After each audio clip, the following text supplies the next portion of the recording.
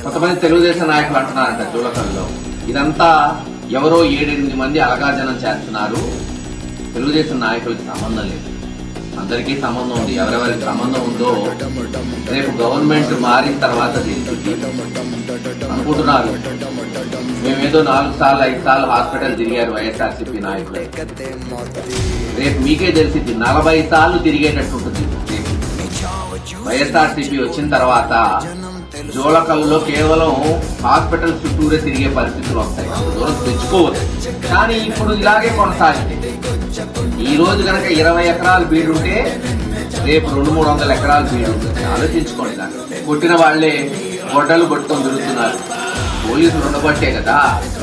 రేపు ఆళ్ళ కథ కూడా తెలిసిందిగా. ప్రభుత్వం మారిన తర్వాత ఎవరేంటో అన్ని కూడా లెక్కలున్నాయి, లెక్కలకి కూడా బదులు వస్తుంది తప్పకుండా. మళ్ళీ చెప్తున్నాం.